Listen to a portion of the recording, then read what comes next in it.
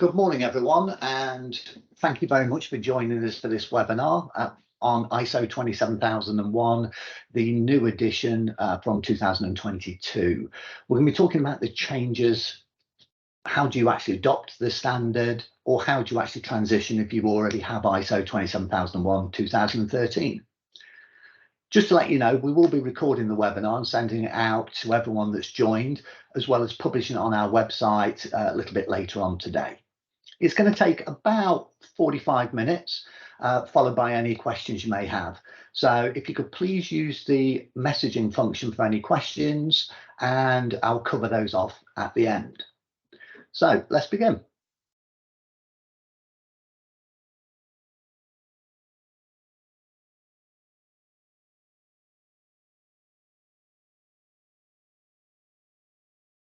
Oh, bear with me one second.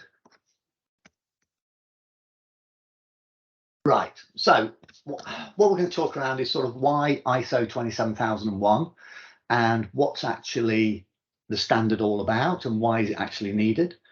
We're going to talk about what are the changes within the 2022 version, what's actually the standard has been updated, and what are those changes and what the effect is on you as a business. And then we're going to talk about how you can either adopt the standard if you don't already have it in place, or how you can actually transition to it. And like I said earlier, we'll then follow that by a Q&A session. So why is ISO 27001 needed? I think we all know that businesses today depend absolutely on the information, the data, and making sure that is protected to continue to run and operate their business. But there are lots of challenges and threats against that particular types of information. And it's also about the way we work and operate as a company. Now, a lot of businesses work with an extended ecosystem. You know, us here at CCS do, we have partners, we have a variety of different suppliers that we work with that we need to share information with. We also use cloud services like a lot of organizations do to improve the efficiency and the way they operate as an organization. Also, managed services are being used more, as well as outsourcing to third parties, whether that's a managed service through something as simple as an IT managed service contract, or it might be marketing services or accounting services that you're using, and you're sharing that information with a variety of different third party organizations. We've all seen in the press, and I get alerts every single day, probably about 40 to 50 alerts a day around the increased attacks on organizations. Whether those attacks are from third part through virus, through malware, through ransomware attacks, there are more and more attacks increasing all the time. And businesses need to be vigilant and diligent around how they actually protect against that. Also, third party attacks. We're seeing a more increase on attacks through third party suppliers, because the hackers and the malicious actors know that we share information with those third-party suppliers. But it's also about having the right governance in place, protecting the PII, the personal identifiable information that you hold on your customers, your suppliers, your partners, your employees, whatever the stakeholders might be. It's also about meeting compliance around things like GDPR, or as simple as supplier requests. Now, when I'm dealing with larger organizations, we often get asked for supplier questionnaires to be filled in, and they're looking for more and more protection around the information and data that they might share with you, which is what they should be doing. But it's also about the business practices, about what is the best way for you to operate as an organization to make sure that you can protect that information and data, and to make sure it's actually private at all times.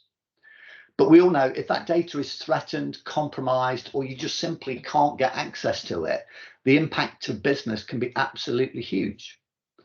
Now, there are lots of different challenges and threats that businesses face in there, from both a direct threat and also indirect threat.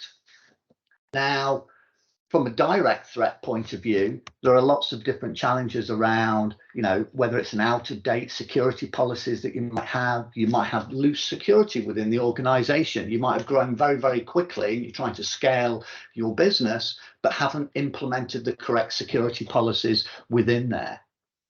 Do you know all the assets within the business? And that's not just, yes, we know the number of laptops that we've got, we know the numbers of servers that we run, but also the information assets. It's not just necessarily from a technology point of view. There's also threats to the access of that information. You know, how do you actually control it? Who can have access to the data? Have you got, is the data segmented? So, you know, which ones are private, confidential, which ones you can and cannot share with external bodies of your organization, not just the internal employees? Have you got encryption in place? What about physical security for your officers? You know, as simple as like camera systems through to door access control, through to the real sort of physical elements of security. And also, how do you actually manage the communication of the security policies within your organization? These are all potential direct threats that can lead to loss of information and data and breaches in actual privacy. But there's also lots of indirect threats. Businesses today are looking to improve the way they operate as an organization and are changing systems, especially moving between cloud suppliers, maybe for operational or cost benefits, or just for adopting new cloud services. And these, when you are moving systems or environments, these can have effects on the way you operate as an organization. You know, the relationships I've already mentioned about, we share data with third-party suppliers, etc. But how is that management of the relationship done? Who has responsibility for the security of your data? Is it the third party? Is it yourself? Or is it a mixture of both of them? You also need to look at business continuity. Can you continue to operate as a business, whether it's a minor incident or an absolute major disaster? And also, as businesses evolve, you're looking at ways of bringing in efficiencies into the business and the way you operate as an organization. And you need to be able to, you know, adapt, to be able to move quickly in these marketplaces, to adapt to customer requirements and customer needs or new markets, etc. But how does that affect security? Are you in a position to move quickly, but then are you becoming more insecure as an organization? And how do you actually manage that? Or there might be just simple things like internal changes, whether that's a people change, people moving roles and responsibilities, and what can they or cannot do with data and information. Or it might be the whole company is changing its direction on how it moves. But there's also new opportunities, and these are also potential threats to data, from bringing on new clients, new customers, new suppliers, etc. And it's making sure that you can protect that information and data at all times.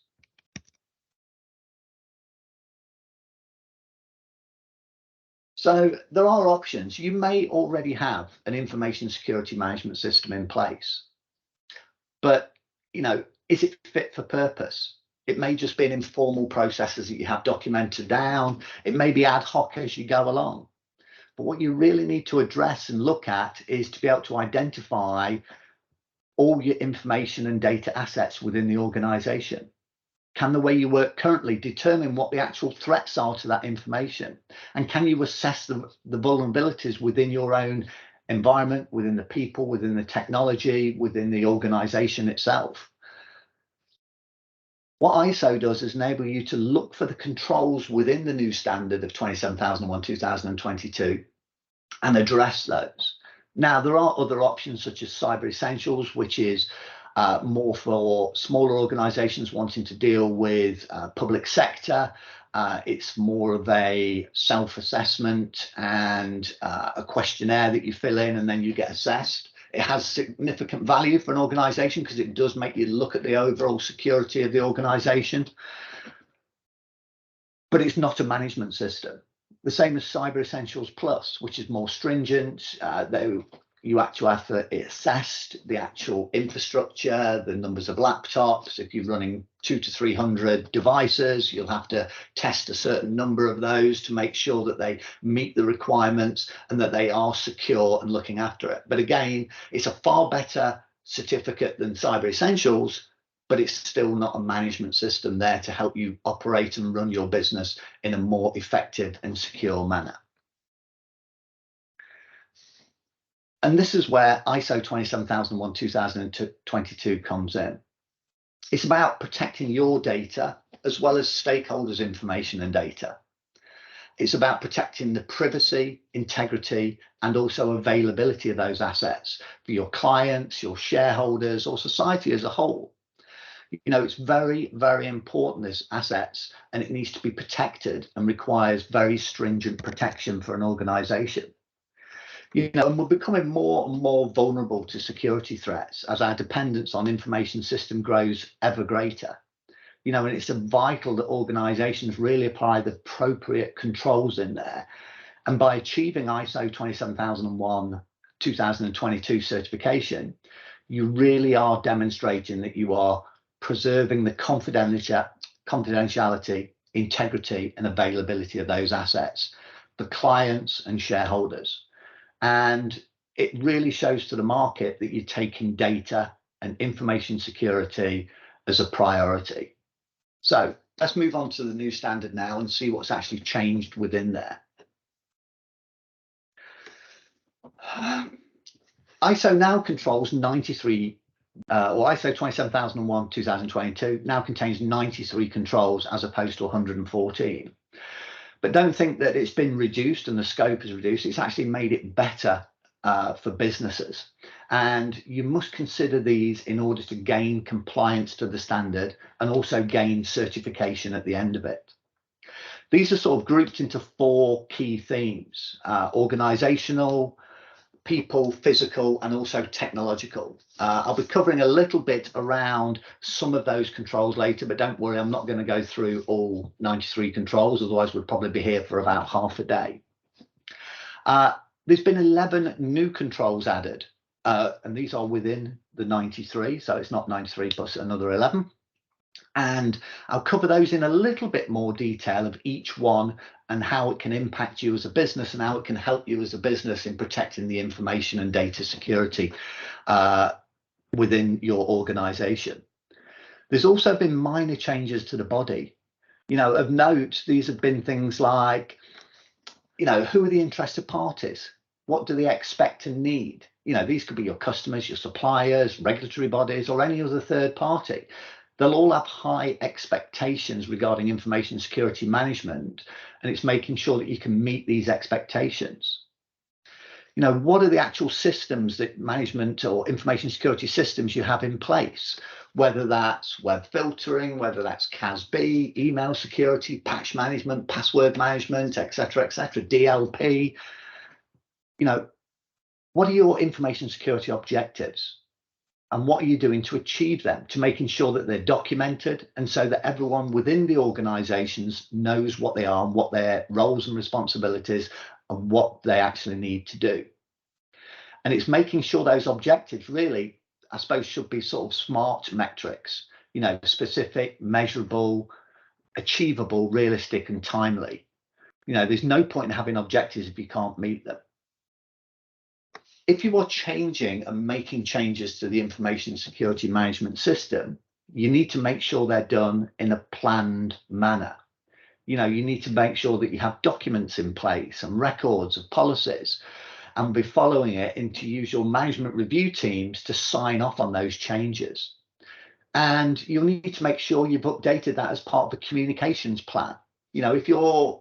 Because ISO is about continuous improvement of your information security, ISO 27001, if you make changes within there that's going to make you more secure, that's going to protect the data and the information in a better way, you need to be able to communicate that out to the wider audience within your organization.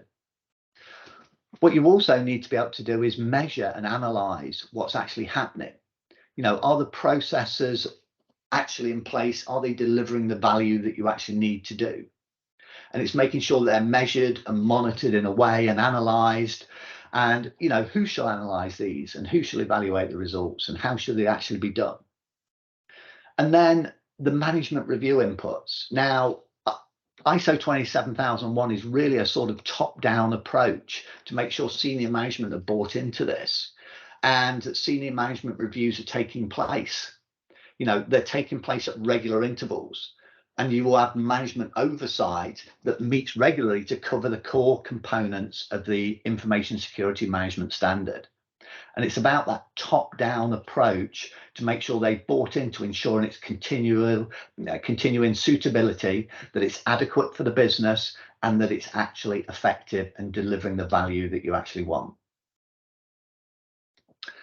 Now, if we want to look at the sorts of themes that we have, like I said earlier, I'm not going to go through all 37 controls of organizational, and then 8 of people, 14 physical, and 34 of technological.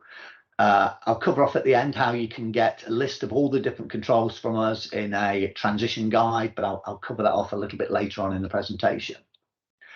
The ones of note within organization: how do you monitor, review, and change supplier services is one of the key ones that I think that organizations really need to look at. You know, are you getting best value from your suppliers? Are they secure? Are they looking after your assets? You've also got to learn, and 5.27 is about learning from information security incidents, such as what they were, what were the findings, what did you discover, what did you do to actually overcome it, what did you put in place to make sure that it doesn't happen again? Because as I've said a few times now, it's about continually improvement. That's what it's all about. Also, if your business is disrupted, clause 5.29 is really about making sure that your information security can still continue to operate even if there's a disruption, and what are you actually doing around information security during this actually disruption. And they're all different organizational controls, and as you can imagine, there's 37 of them, and we could drill down into lots of these, but as I said a few seconds ago, we can send this out at the end of the presentation. If you look at people controls, you know, making sure, you know, what do you do as an organization when you're hiring? Do you do screening? Is it ongoing, or is it just when you're hiring? At what stage do you actually do that screening? You know, what are the responsibilities after somebody leaves an organization, whether their employment has been ended by yourself or whether they've moved to a new role? How do they access the systems? How do you stop them accessing the systems? How do you give them information security on different areas of the business if they leave or move role, etc.? Now, also around confidentiality or non-disclosure agreements, what do you do about it? Do you actually have them in place, etc.? And then we sort of move on to the sort of different physical controls that you can have within the ISO standard. You know, how do you secure the offices, the rooms, the facilities? How do you do this? And is it actually effective? How do people work in secure areas? You know, how do they work? What do they need to do? What do they need to know? Do you have things like as simple as a clear desk and clear screen? You know, 7.7 looks at that. What's the policy? Can they just leave confidential information just hanging around on their desk? Is there a process and procedure for locking laptops, etc.? You know, not just in the office, because as we know nowadays, a lot of people work remotely too, work from coffee shops, from home. Should they protect their screen? Should they have screen guards on, etc., etc.? All these ways are protecting the information and data and the privacy of that information. And then we look at the technology or technological controls. You know, what protection do you have in the business against malware? You know, we've all seen these phishing attacks trying to get people to click on malicious links to capture people's information. What are you doing around data leakage prevention or DLP? It's not just technology, though. It's not just saying, like, you've got to go out and spend hundreds of thousands of pounds on technology. It's about getting the processes and the procedures documented, in place, shared within the organization as per the communication strategy, which we spoke about earlier, and making sure that people know what they can and cannot do regarding data leakage prevention. It's not just about throwing money at buying new technology products, etc.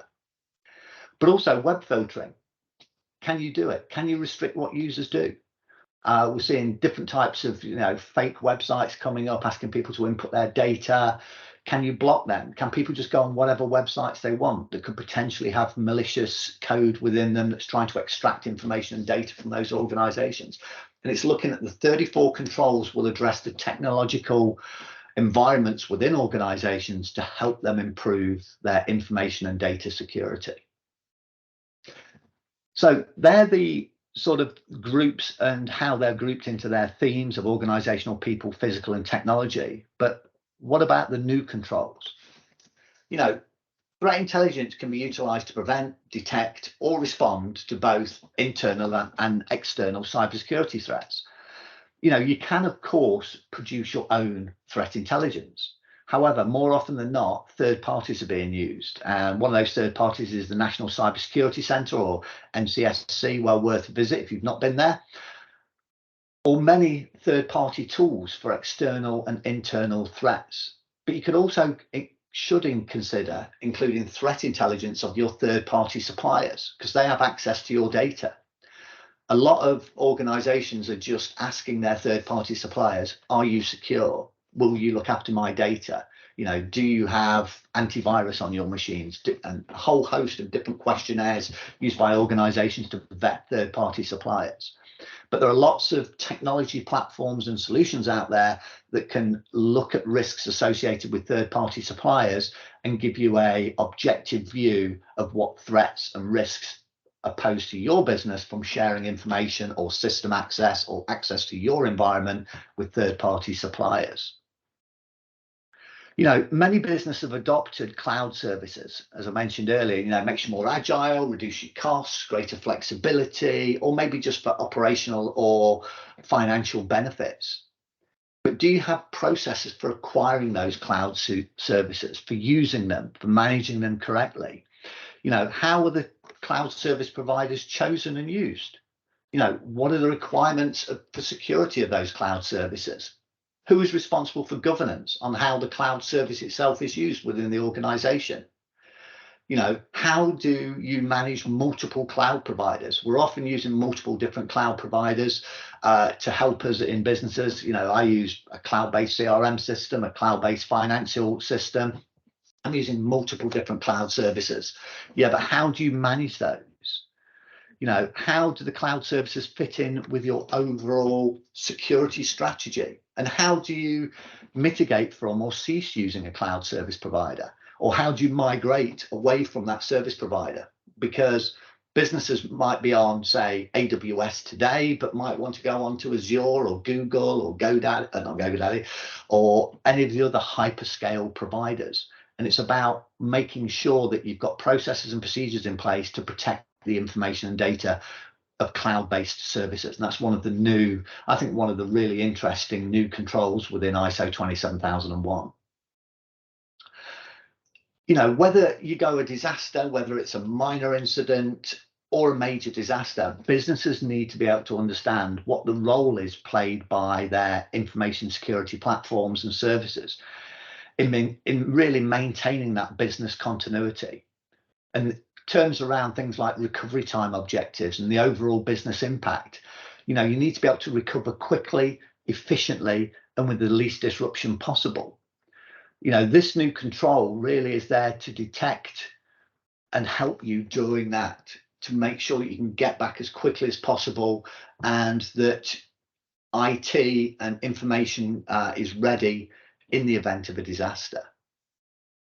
If you look at a physical security monitoring, that's both for internal as well as external people who try to gain access either to an area that's been restricted or to get access to the information.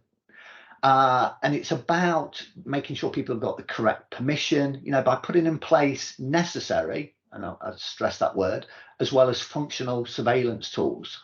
The surveillance tools really there should be protected against, as well as monitor for really loss of information, protection against theft of sensitive data, any potential financial damage, theft of removable information assets, or corruption of IT systems through things like malware.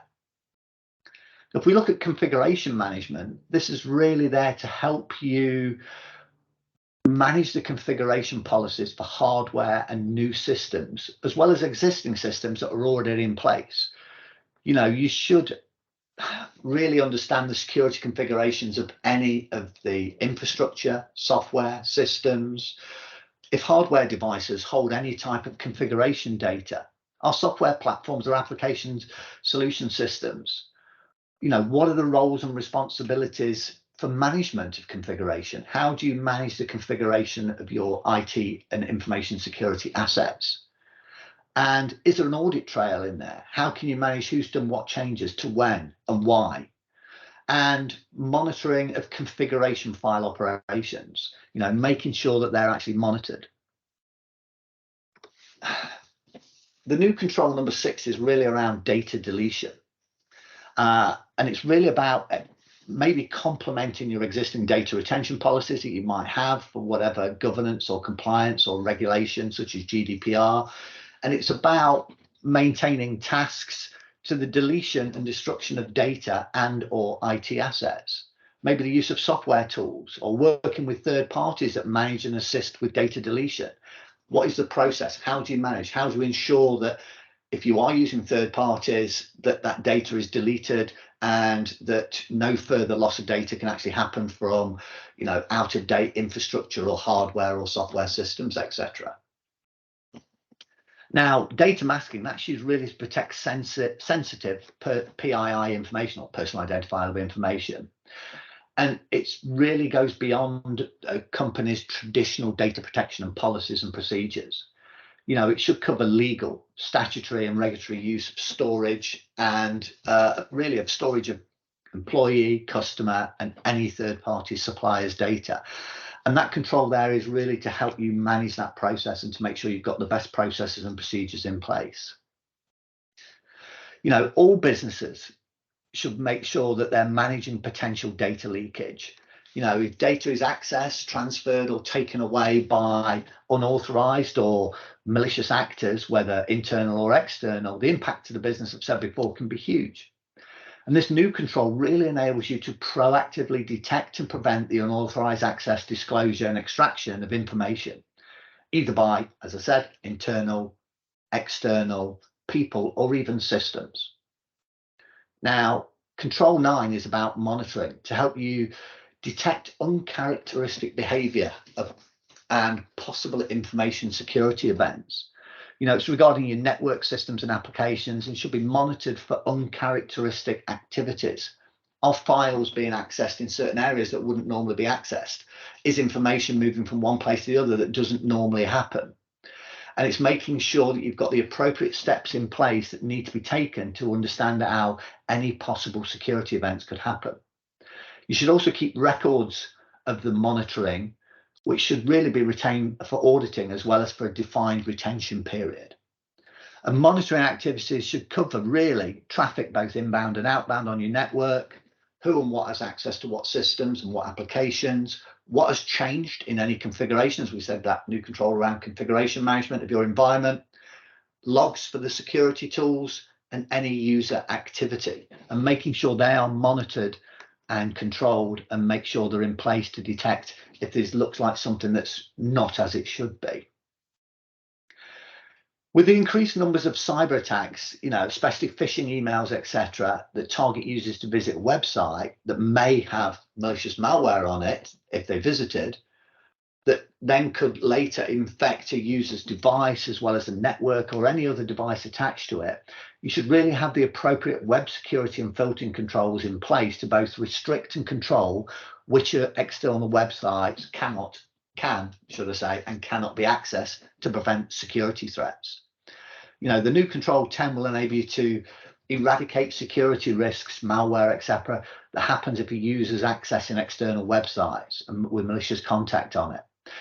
We have a whole host of different types of technology that can help this. Feel free to reach out to me afterwards if you want to discuss more around the sort of web filtering technologies. If you're developing applications or web-based applications, whether it's client server, whether it's a mobile app, it's about making sure your code is secure, that you're not building in insecure practices. Businesses should ensure that their security vulnerabilities are not there from poor coding.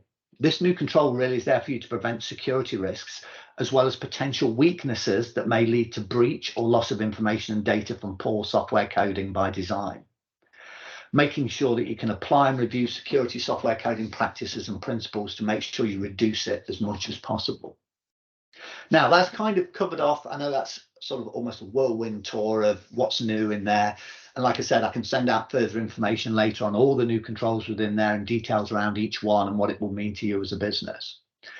But now, if you haven't got ISO 27001 in the first place, how can we help you implement?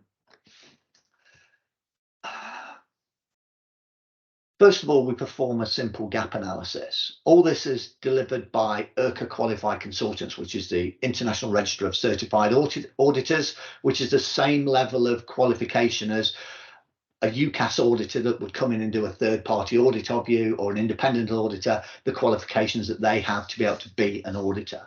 So it's like having a person that wrote the exam, sit the exam as such. What we do is we produce or perform a gap analysis. We look at your state of readiness as a business to adopt the standard and where the gaps are in the actual standard itself in terms of what you need to do as an organisation. What we'll do then is go away and develop the information security management system documentation. We then come back and present that to you to make sure that it works inside and works well for you as a business, that nothing has changed in the way you operate from an IT security and information security management point of view, and present you with the documentation to enable you to then start rolling out any new processes that have actually been developed for you. You then, as a business, adopt the standard, and that means rolling out the policies and procedures to staff, making sure people are trained, making sure that you can evidence the fact that you are working towards the standard. Now, that can take a variety of different times for different organisations. Some organisations might not have any processes in place at all and are literally back of a fag packet, and bringing in new processes to an organisation might take many, many months for them to do that as they adopt the standard to roll it out to make sure they're working to the ISO 27001 standard. But once you've done that evidence phase and you've adopted the standard, you then go for certification. Now, the way we develop management systems, it will meet both independent, and we use an organisation called QAS International, who actually certified CCS as a business,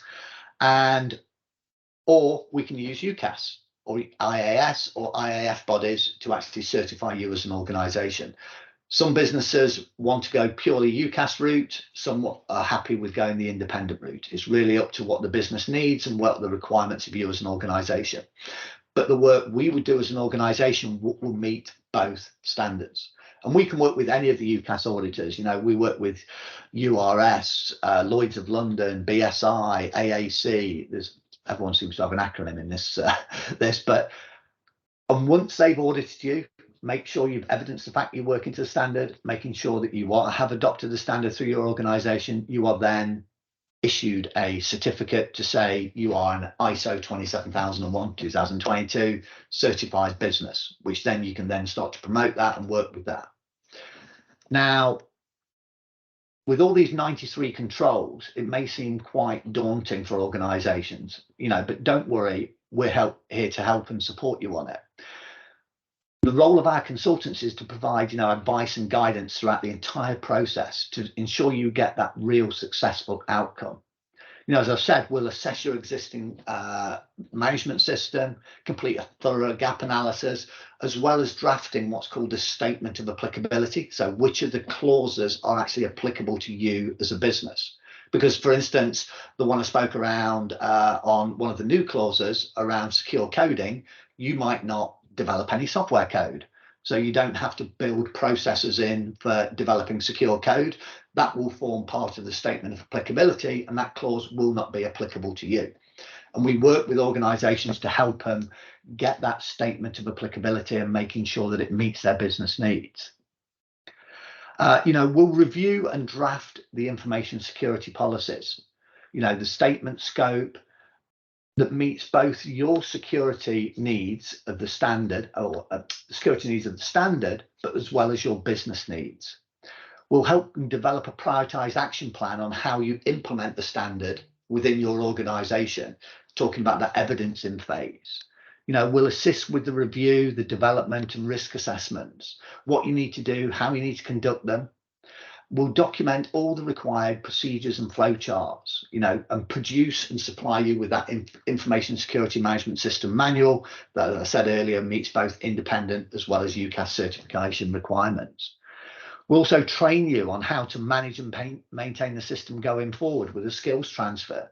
It's really to enable you to get the most value out of the system. What we'll also give is instructions on how for you to convert to do your own internal audit. What we also do, and I'll cover that a little bit later on, is provide a whole host of other managed services to help you improve and get better value from adoption of ISO standards. What we don't do is point you at frequently asked questions site or send you lots and lots of templates for basically for you to do the work yourself. We do all the heavy lifting, so really you can do what you do best, which is focusing on running your business or running your teams. So that's how we actually implement a new system. But if you're already an existing 27001, 2003 certified business, how do you actually transition? Now, ISO have outlined the requirements for a 3-year transition period for all organizations that are currently certified on the 2013 version. As with all previous ISO transitions, when they bring out a new version of the standard, both the outgoing, so 2013, and the incoming standards will both be valid for organizations to say that they are certified to ISO 27001 during that 3-year period. But if you are, you must work towards transitioning to the new standard before the end of the 3-year period. So that was done in October 22. So you're talking October 25. So we've got plenty of time for this. But organizations, I think, really need to see the benefits of the 11 new controls and how they can help them as an organization. Might want to do it sooner, but we're here to help.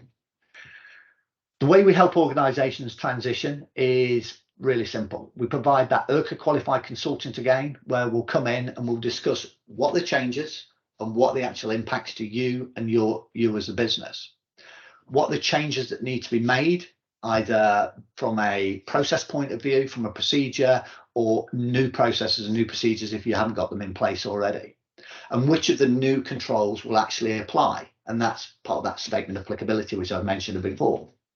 And then what you need to do as an organization to become compliant. That is part of the initial consultation. What we do then is very similar to how we would implement a new system. We'll either create you a new information security management system documentation or amend your existing information security management system. Depends if it meets the requirements of UCAS as well as independent. Then we'll support you on the work that you need to do to undertake to actually roll this system out and agree any new or amended management systems that you may want to put in place. And that's, as I said, includes that statement of applicability. And then we do the formal handover in the same way as a new client, which is handing you over the new documentation. And then again, what you have to do once our consultancy work is complete is you need to then evidence the fact you're working towards the standard and making sure that you actually can meet the requirements from both an operational and also an auditing point of view. And then you go forward for your certification, whether that's independent using QAS, who we recommend, or any of the UCAS certification bodies, Lloyd's of London, URS, AAC, etc. And that's how we help organizations transition. It's a fixed cost consultancy model that is delivered to make sure that at the end of the process that you have the standard in place for 2022, that it meets the requirements of your business, only the clauses that are applicable to you are actually implemented, and that you have the necessary documentation and management systems in place to roll this out to your organization to evidence the fact that you're working to that standard. Now, we provide a whole host of additional ISO services to help organizations. There's a link on there, and we'll send a copy of this presentation. Well, a copy of the presentation will go on our website, and a link to it will be sent to you after this, where we provide a whole host of other ISO standards, whether that be quality, environmental, business continuity, information systems, health and safety, or integrated management systems. Obviously, as part of implementing or as part of transitioning an organization, we do instruct somebody on how to do an internal audit. But we also provide full internal auditor training. Now, that might be as simple as one person on an online group training session, or you might want a bespoke training course purely for you on your premises. We can provide any type of spectrum on that. Now, we're often asked on, how much management does it actually take in managing an information security management system? And that is really dependent upon what systems you've got in place, how big you are as an organization. Some people employ dedicated people to manage ISO 27001 within their organization. But we can also help by providing a complete managed service around that, where we can do things like both your internal audit and your pre-audit before you either go for independent or UCAS. We'll help you with management reviews, system analysis, etc., and provide a 12-month fully managed service to help you manage and get the most value out of that. And that's using industry experts that will come in that will help you adopt best practices, as well as passing on their knowledge and skills in implementing and developing secure environments and systems for organizations. You may have existing management systems that you're thinking about consolidating down. We often work with organizations that might have 9001 quality, 14001 environmental, and 45 health and safety, but they want to merge those into a single management system to get the benefits of not having to have 3 sets of different documentation, that there are overlaps between the clauses and the policies, and it's difficult to manage and keep up to date. It takes a lot of time and effort. We can help by consolidating those down into a single integrated management system. Or you may be with a certification body and you're thinking, I want to look at getting certified by UCAS. We can come in and help and do a review of your existing management system, make sure it meets the UCAS standard, and help you actually achieve that UCAS certification, even if we have not done the consultancy for you, because as I've said previously, all our work would meet UCAS certification anyway. So I suppose to finish, ISO really is any business, any size. It doesn't matter whether you are a 50,000 employee company or a 5-man company. ISO 27001 can give significant value to any size organization. It's about protecting that information, privacy, and data security. And once you've achieved it, it's about shouting about it from the rooftops to let other organizations know that you are an ISO 27001 organization and should be proud of that fact. All your stakeholders will have incredibly high expectations of you to protect any information and assets and data that they share with you. Having a standard like ISO 27001 helps you exceed those expectations. And as you've seen, hopefully, we can easily implement this into any organization, or help you transition from your existing 2013 onto the new 2022 standard.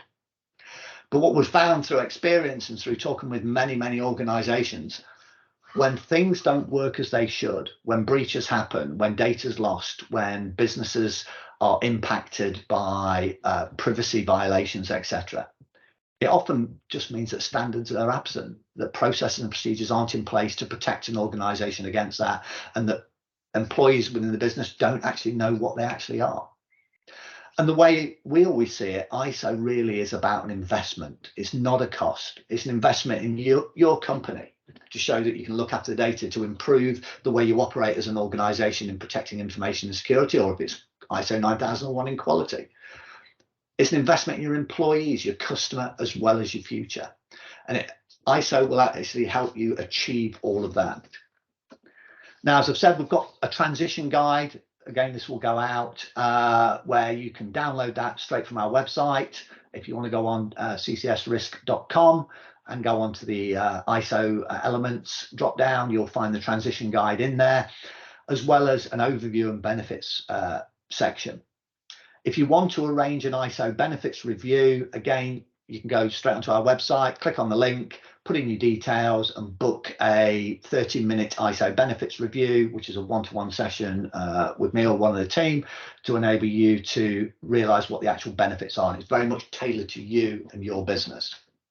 Or if you just want purely, yep, I like the idea of this, can you provide me an investment proposal? Again, you can go onto the website, request a proposal, and that will be fixed price, regardless of how complex or long it takes, regardless of how mature you are as a business or how many processes you've actually had written. Like I said, some people or some organizations we'll work with, they have lots of processes, and we help build that into a management system and make sure their existing processes meet the standard.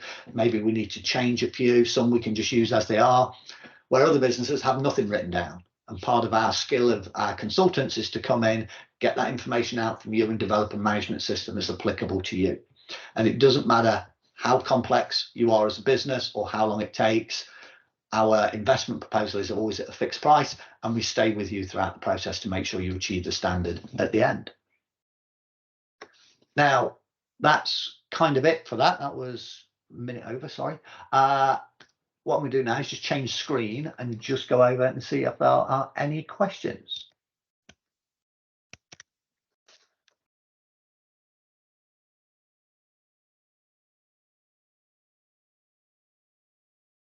I'll just wait. If anyone's got any questions, feel free to pop them into the meeting chat. And can't see any at the moment. Let me just.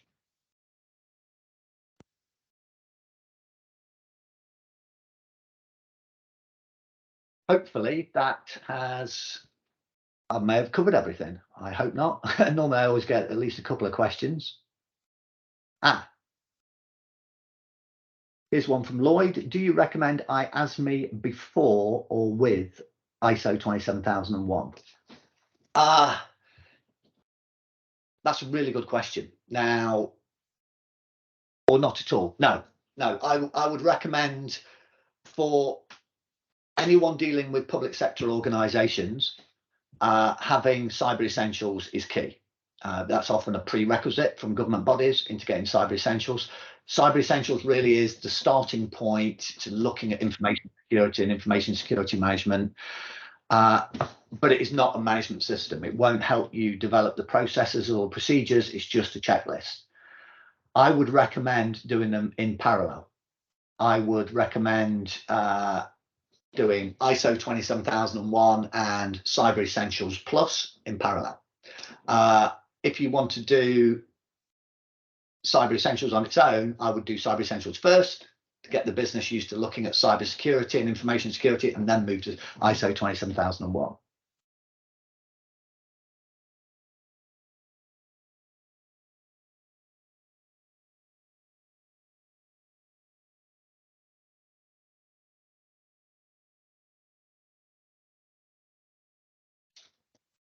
That would be my personal opinion on that anyway. Somebody might disagree, but that's the way I would always do it. And I've worked with lots of organisations where they've done exactly just that, and they seem to get that to work, and it really helps. Thank you, Poppy. Let's read that. Right, presentation. Wanted to get your view on 27001 OT systems. Probably that will take a long while. So maybe if I can give you a call afterwards, we can go through that then, if that's okay. Any other questions?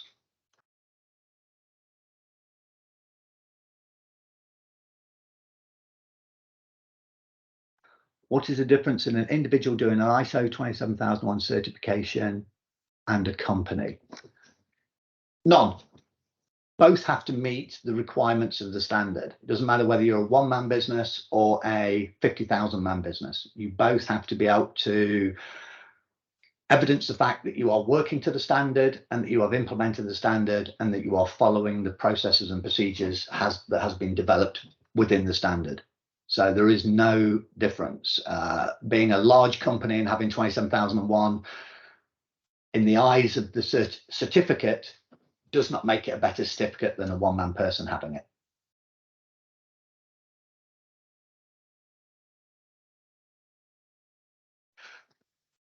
Right. To what extent does the standard change each year and do all that? No, it doesn't change each year. The requirements of the standard will be fixed now. The last update was 2013. There may be some odd interim ones coming in, but pretty much it stays as it is from 2013 to 2022. One from Jonathan. Is there a publication where you can advise you have the, is there a publication where you can advise you have the standard? Oh, I'll just come in and block that out. Where you can advertise. Where you can advertise you have the standard. If you've got UCAS certification, I believe, and I will need to double check, UCAS, actually, you can search on the UCAS website and see which business is certified, but I don't think there's a publication of organizations that have 27001 anywhere. The only way I tend to find out whether an organization has it is they proudly promote it within their website.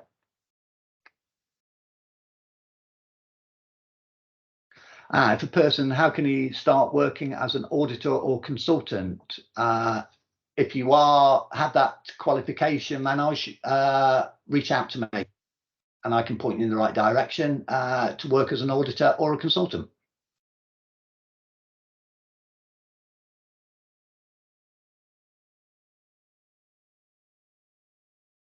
Yep, there is recording, Poppy. It's recording now, and I will be sharing both the recording and also the slides within the website.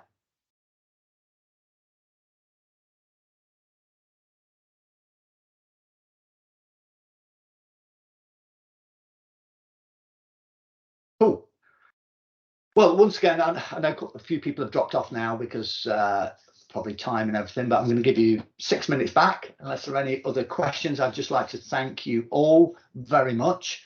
And I will be sending out, like I say, a link to the website where you'll be able to download this shortly, probably in the next 3 or 4 hours. And again, thank you very much for taking time out of your day. I really do appreciate it. And if you need any help or assistance or further information, feel free to reach out to me directly. My email address is Steve S, as in Steve Stobo, or Steve S at ccsrisk.com. But I'll also be sending out an email out to everyone anyway. So once again, thank you very much and have a great day.